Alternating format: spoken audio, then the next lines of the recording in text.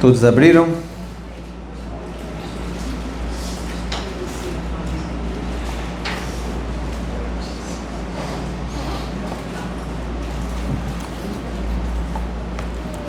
Disse o Senhor a Moisés: fala aos filhos de Israel que retrocedam e se acampem defronte de Pi-Hairote, em Migdol e o mar, diante de Baal-Zephon, em frente dele. Vocês vão se acampar junto ao mar. Então Faraó dirá aos filhos de Israel: estão desorientados na terra, o deserto os encerrou. Endurecerei o coração de Faraó, para que os persiga, e serei glorificado em Faraó e em todo o seu exército, e saberão os egípcios que eu sou o Senhor. E eles assim o fizeram. Sendo, pois, anunciado ao rei do Egito que o povo fugia, mudou-se o coração de Faraó e de seus oficiais contra o povo, e disseram: que é isto que fizemos, permitindo que Israel nos deixasse de servir? E aprontou Faraó o seu carro, e tomou consigo o seu povo, e tomou também 600 carros escolhidos, e todos os carros do Egito, com capitães sobre todos eles.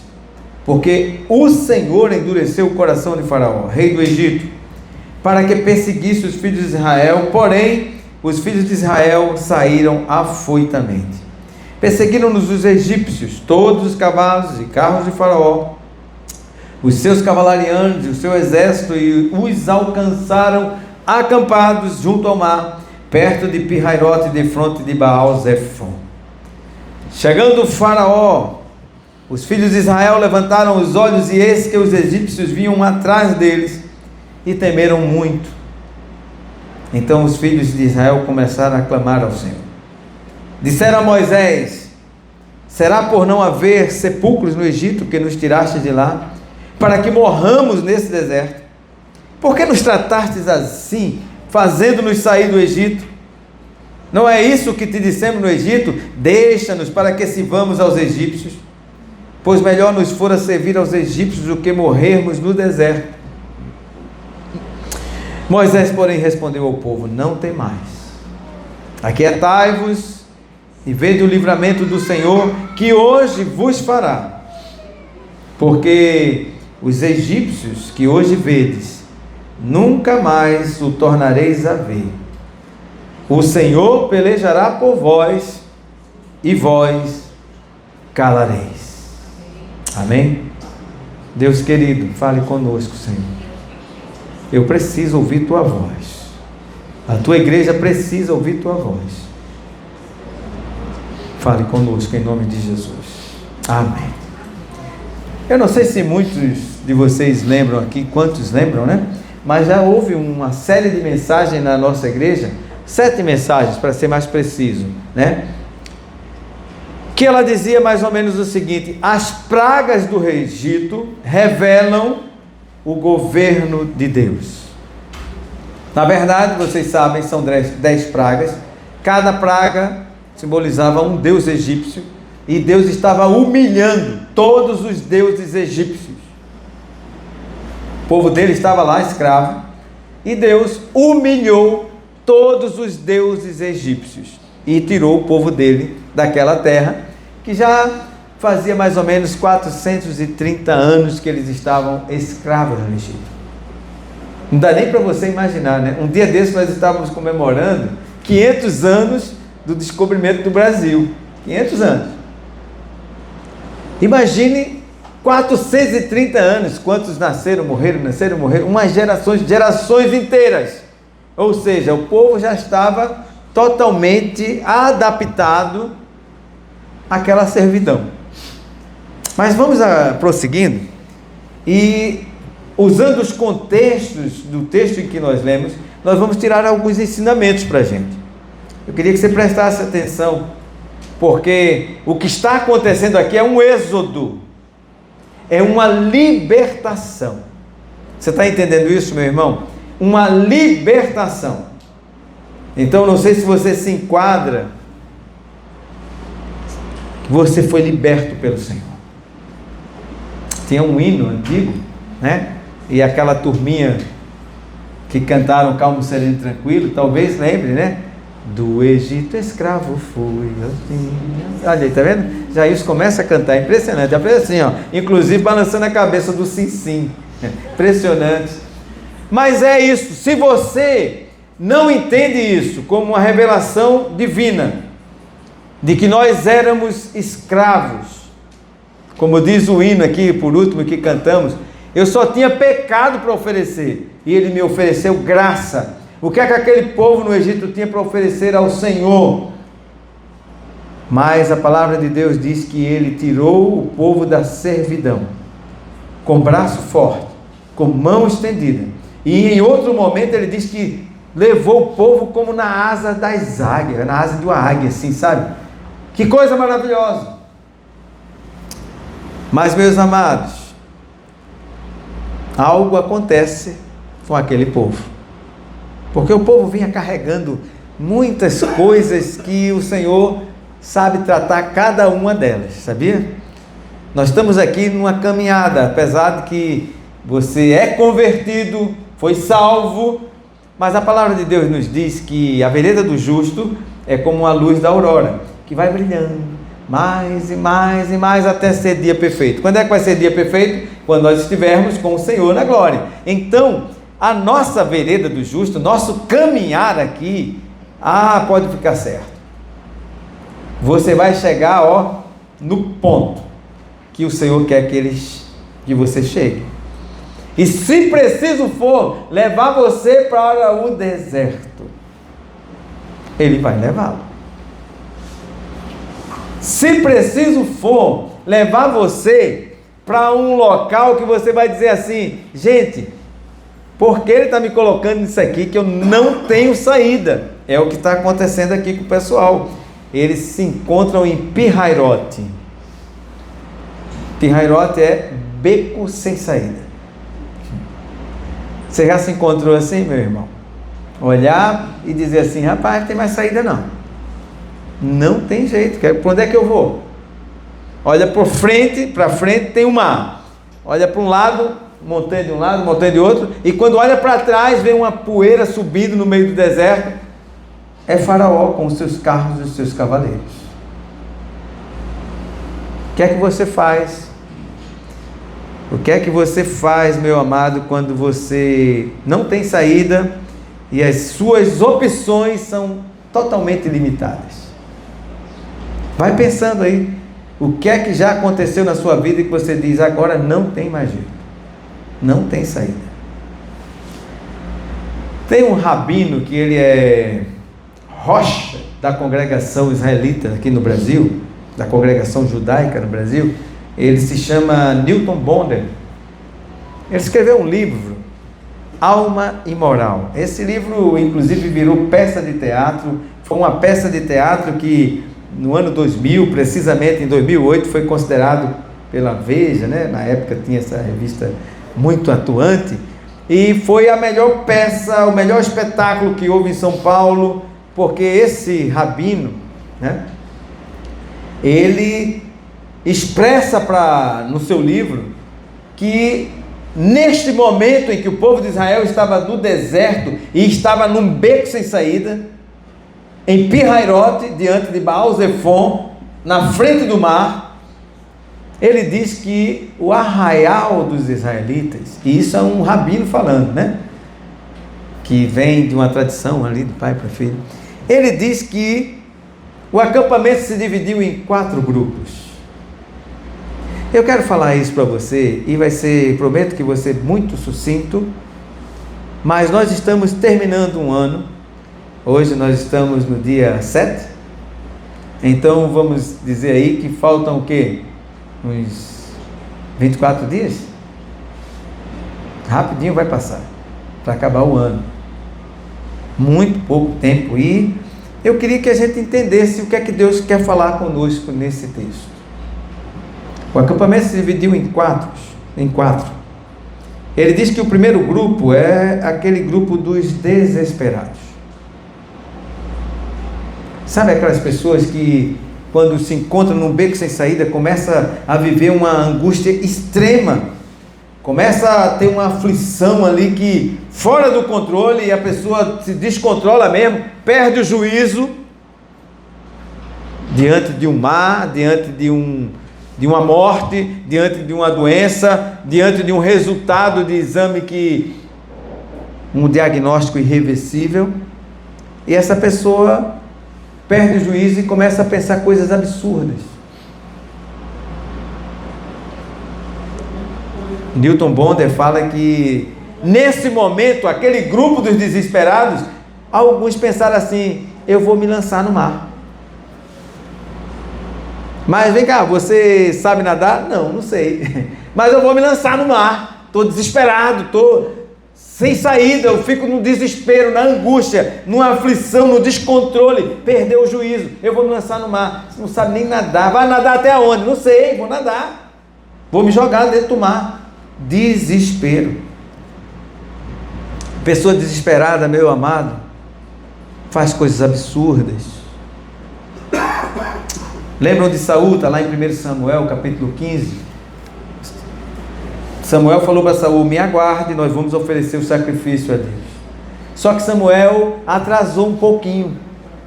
Aí o que é que o desespero começa a bater? Os filisteus estavam chegando. Saul disse assim: rapaz, vou esperar Samuel não. Não vou esperar Samuel. E oferece sacrifício. E Samuel chega, vocês conhecem a história, dizendo assim: rapaz, é melhor você obedecer do que sacrifício, porque o pecado de rebeldia é igual ao pecado de feitiçaria. Mas a pessoa desesperada faz coisas absurdas. Foi contra os amalequitas, depois contra Agag.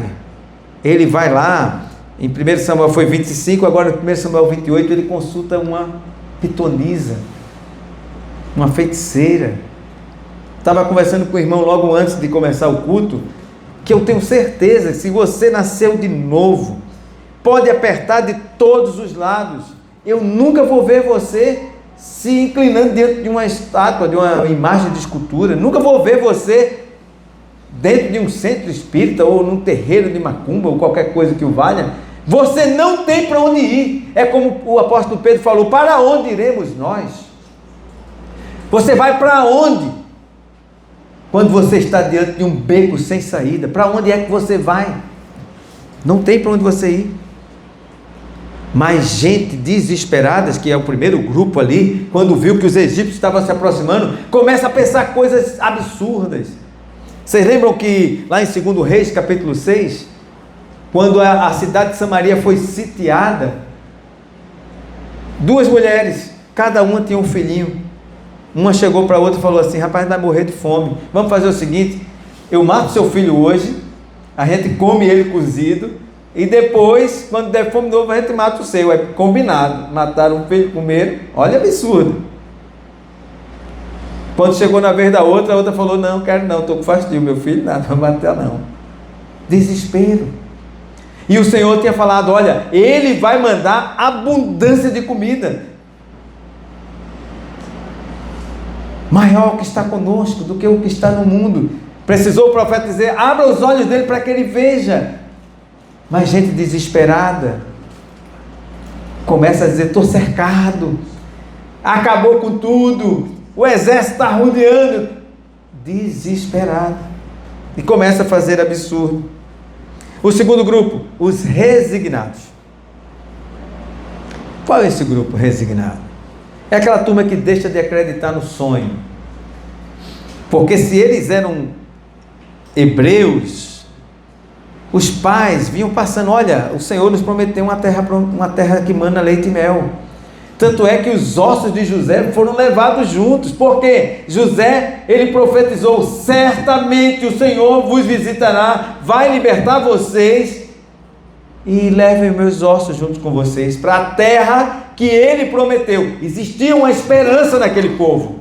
Mas se existem aquelas pessoas resignadas que deixam de acreditar no sonho.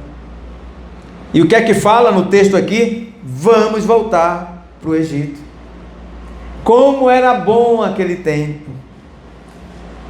A gente fez besteira em acreditar no que Moisés falou. Não foi isso que eles falaram? Moisés, a gente não estava tão bem lá, rapaz, você inventou esse negócio. A gente fez besteira. Vamos voltar para o Egito. Terceiro grupo, os impetuosos. Que grupo é esse? No texto do Newton Bond, ele diz, é aquela turma que, impetuosa, é aquela turma que parte para a briga. Os egípcios estão vindo e tal, procura logo uma espada e quer partir para o fight. Quer partir para o confronto. Tem gente que é assim, meus irmãos. A mulher falou qualquer coisinha, o marido já explode, porque o negócio dele é partir para a briga. O camarada é impetuoso, ou vice-versa, né? Tem mulher também que é impetuosa, virada no modo de quento, né? Como diz aqui, né? Impetuoso. Então, é aquela turma que sai partindo para a briga, rompe relacionamentos, acha que resolve tudo com a própria força. Mas os exércitos estão vindo com os carros, não interessa, a gente vai vencer, vai vencer. Os impetuosos. E o quarto e último grupo são o grupo dos queixosos. Aquela turma que começa a murmurar. Presta atenção aqui para mim, porque você já deve se enquadrando aí em qual é o grupo que você está. Diante do momento que você vê num beco sem saída, numa situação difícil, você já vê onde é que você está. Aquela turma que começa, esse grupo dos queixosos é interessante, ele começa a achar culpado. A culpa é sua, Moisés. A gente não falou que estava tão bem lá? Aquela turma que começa a olhar para Moisés e diz assim, a culpa é sua. Não aconteceu um negócio antes também? Que foi isso que aconteceu, Adão? A mulher que você me deu. Tem um filme, A Lenda do Tesouro Perdido, é até com Nicolas Cage, né? E você vê que é um casal que se encontra já, né? Que já foram casados, de idosos, e estão separados há um tempão e devido às circunstâncias se encontram novamente, e quando se encontram é para se queixar um do outro. É impressionante. Eu achei interessante aquele negócio.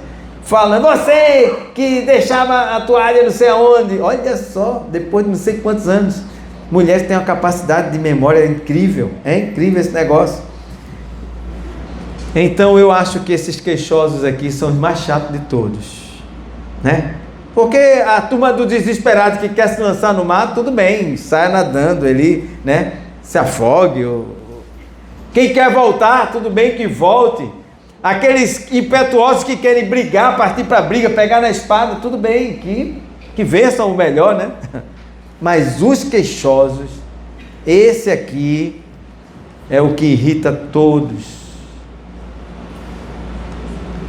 Aquelas pessoas que sonham, que acreditam, que está levando o povo ali na marcha, são sempre aqueles que são os criticados, que recebem as críticas desse pessoal aí, dos queixosos. Arruma defeito em tudo.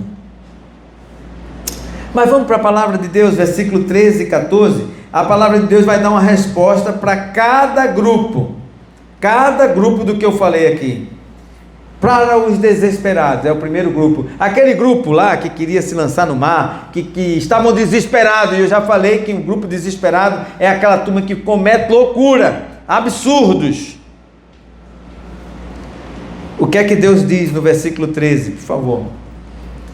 Para quem está desesperado, que quer se lançar no mar, o Senhor diz, não temais, aquietai-vos e vede o livramento do Senhor que hoje vos fará.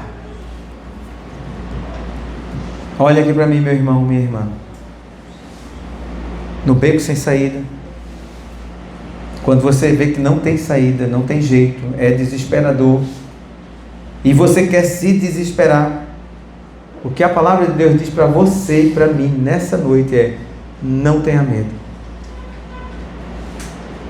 Não tenha medo. Fique firme.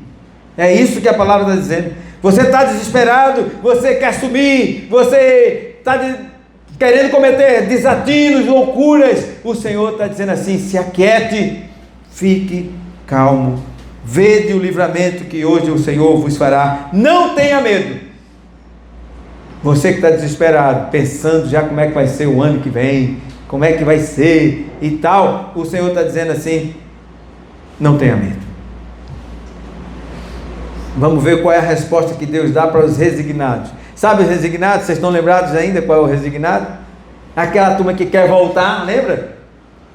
Quer voltar? O que é que Deus diz? Está na parte B do versículo 13 que nós lemos. Porque os egípcios que hoje vedes, é o que, meus irmãos? É o que, meus irmãos? Vamos lá, repete. Louvado seja o nome do Senhor. Essa história de voltar não existe, meu irmão.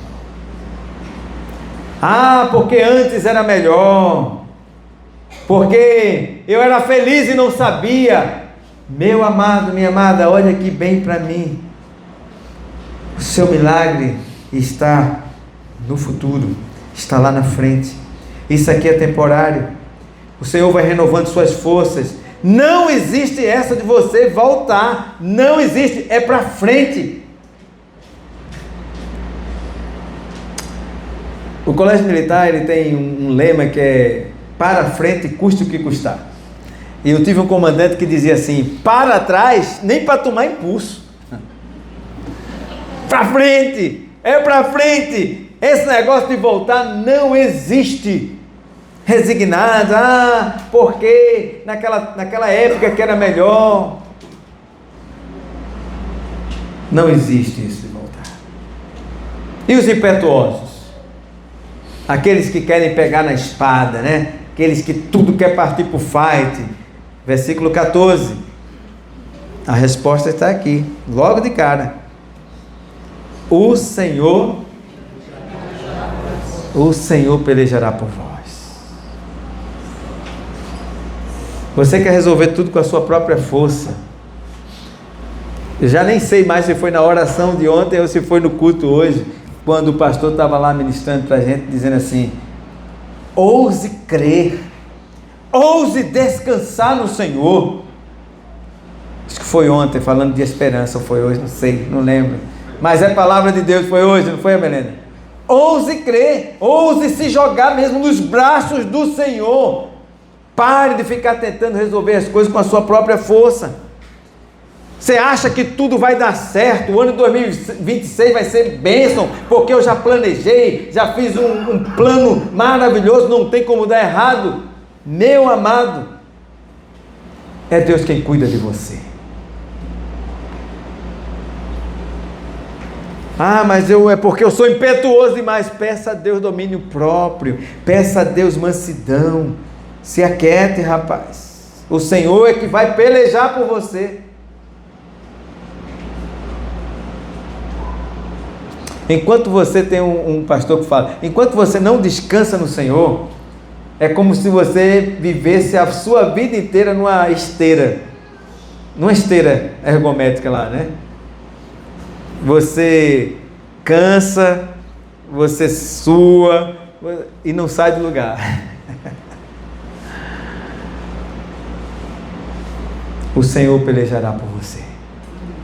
Mas como é que vai ser 2026? Deixa eu olhar para você e dizer: é o Senhor que pelejará por você.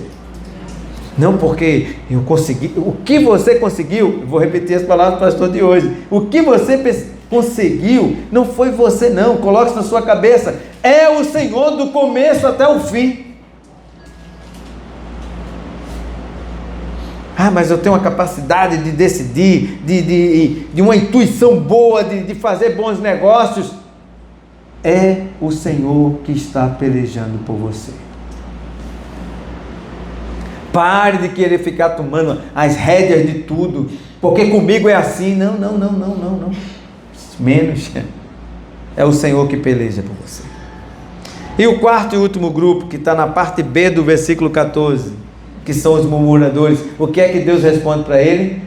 E vós vos calareis. Pronto, é isso. Tão somente vos calareis.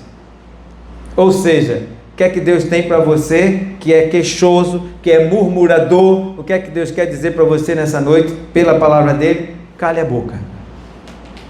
Cale a boca. Você fala demais.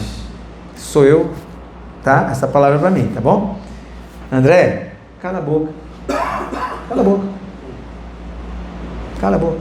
Pare de murmurar. Pare de ficar procurando culpados. Lembra que eu li o Salmo 46? Aquietai-vos e sabei que eu sou Deus. Sou exaltado entre as nações, sou exaltado na terra. O Senhor dos exércitos está conosco. O Deus de Jacó é o nosso refúgio. Não é porque você é muito capaz, tem uma expertise, tem... Não!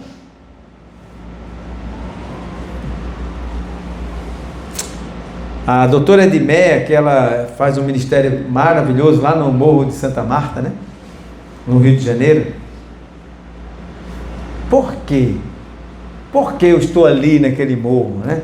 Porque eu fui colocada ali, né? Ela poderia ficar murmurando, se queixando de várias coisas. Apesar de todo o contexto e a situação, ela floresce onde está plantada. Pare de murmurar. Pare de murmurar. Abrir a sua boca. O reverendo Hernandes Dias Lopes, ele diz assim: troque a sua murmuração por um desabafo. Vá desabafar com Deus. Vá falar com Deus, ao invés de você ficar com sua boca grande, imensa, falando demais, né? Tiago diz assim: tem alguém triste? Ore. Tem alguém alegre? Cante louvores. Mas eu não vi nenhum canto dizendo que é para você murmurar, se queixar. Alguns ensinamentos, meus amados. A gente leu que o povo saiu do Egito e o Senhor deu a ordem expressa a Moisés: Moisés, volte, porque eu quero confundir a mente de Faraó. Eu quero que eles pensem que vocês estão perdidos, estão loucos.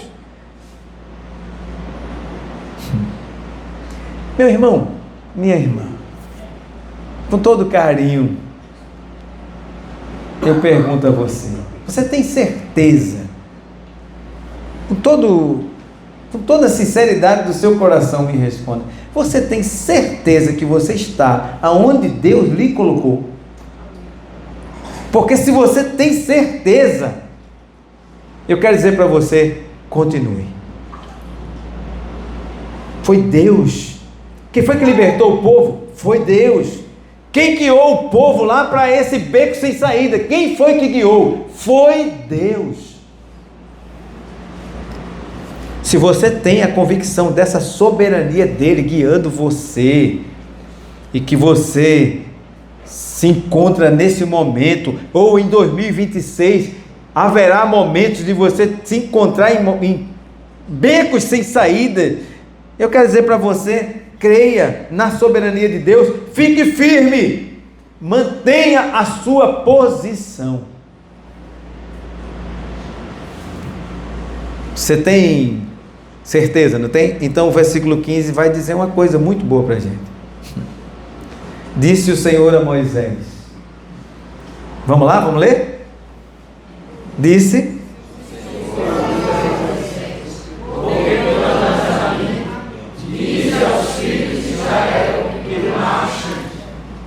mas André, porque você não conhece a minha situação. O meu casamento acabou. A palavra de Deus está dizendo assim: continue. É que ninguém gosta da palavra de Deus. Estava falando com os jovens hoje de manhã, lá nas graças, né? Jovem, você quer saber quando é que é a voz de Deus falando com você? É sempre alguma coisa que você não gosta. Porque o diabo, ele vai dizer assim: que nada, vai em frente. Se você não pegar, o outro pega. Você merece ser feliz. Olha que palavra boa. Que nada, Eva. Que vai morrer, que nada. Você vai ser igual a Deus. E Deus está falando: o dia que comer, você vai morrer. Sabe essas coisinhas boas que você gosta de ouvir? A palavra de Deus é o seguinte: vá lá e peça perdão. Rapaz, como é que fez isso contigo? Troca com a mesma moeda, rapaz. Aí a palavra de Deus diz assim: não, dê a outra face, caminha a segunda milha. Ah, meu casamento acabou? Não, meu irmão, continue firme. Eu não aguento mais. Siga em frente. Oh, como assim, André? Siga em frente. Você acabou de dizer que está de frente de um mar. Mas a palavra de Deus manda você marchar. A sua parte é marchar. Abrir o mar é com Deus.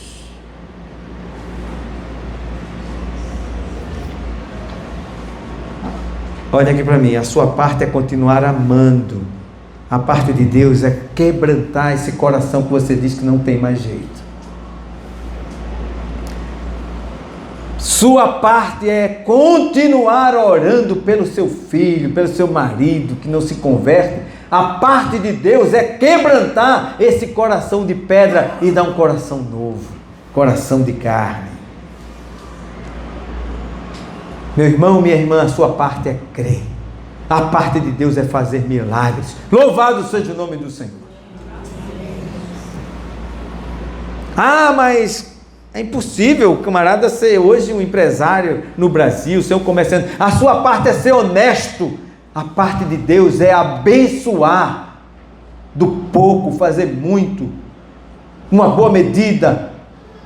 Transbordante, recalcitrada. É isso que o Senhor vai fazer. Então somente creia.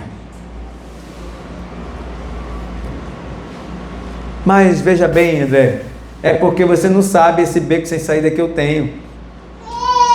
As pessoas são injustas comigo. Injusta. Não se defenda. Versículo 17. Eis que endurecerei o coração dos egípcios, para que vos sigam e entrem nele. Serei glorificado em Faraó e em todo o seu exército, nos seus carros e nos seus cavalarianos. Você já parou para pensar que quem está lhe perseguindo está sob a ordem de Deus?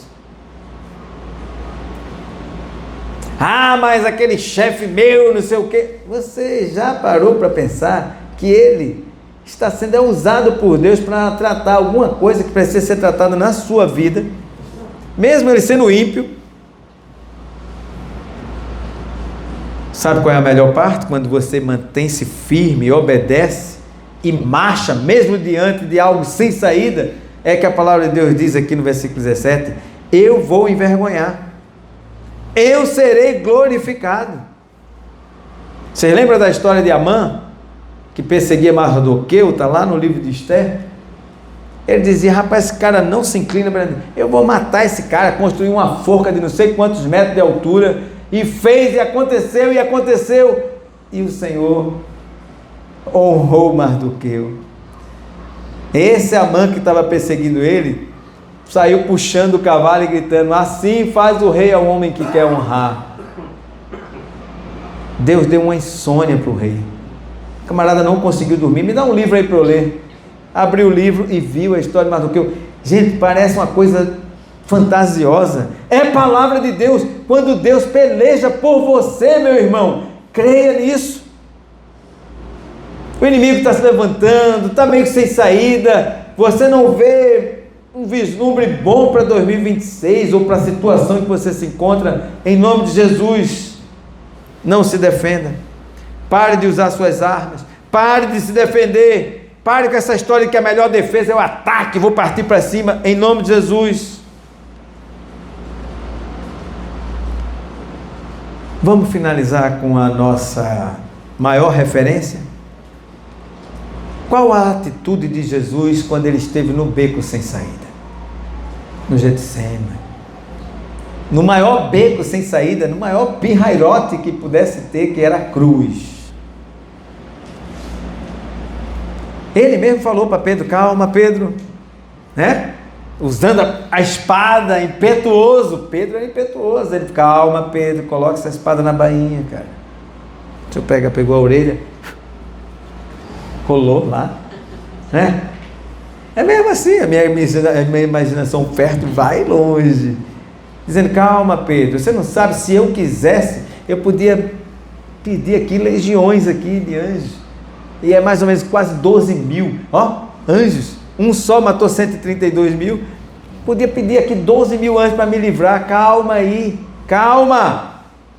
Jesus no beco sem saída, sabe o que foi que ele fez? Pai, perdoa-lhes, eles não sabem o que fazem. Lá em Hebreus ele diz, quando ele era agredido, ele não revidava. No beco sem saída, o Senhor liberou perdão, olhou com amor. Na situação difícil, ele olhou para João e falou: rapaz, isso aí tua mãe, cuide dela. Meus amados, o que é que você faz quando você está num beco sem saída? Numa situação que não tem recurso nenhum. Você é daqueles que se desespera, começa a fazer loucura. Eu vou... Rapaz, isso é um absurdo, você está louco, rapaz. Você tem um marido, você tem filho. Não, mas não tem esse negócio, não. E sai chutando o pau da barraca. Desesperado. Ou você é daqueles resignados que diz assim: rapaz, eu fiz besteira, viu? Em ter me casado. O bom era naquele tempo. O bom é nada, o bom é o hoje, e melhor ainda o futuro que Deus tem para a sua vida. Pare de ficar olhando para o passado, dizer que vai voltar, que naquele tempo é que era bom. Ou se você é impetuoso, que gosta de partir para cima, a palavra de Deus é: se aquiete, Ele é que vai pelejar por você. E se você é o pior de tudo, né? Queixoso, a palavra de Deus hoje, nessa noite para você: cale a boca, cale sua boca. André Peixoto, cale a sua boca, feche a sua boca. O maior exemplo, o do Senhor Jesus. No beco sem saída, na situação desesperadora, ele não lançou a pedra na pecadora, ele não lançou em vista os pecados de Zaqueu. Tinha uma palavra de perdão, de amor. Que Deus abençoe sua vida, meu irmão. Não sei como é que vai chegar esse ano, mas não se estribe nos seus próprios pensamentos, nas suas próprias conjecturas do plano. É o Senhor que vai lhe dar vitória. Amém, meus irmãos? Meu Senhor, louvado seja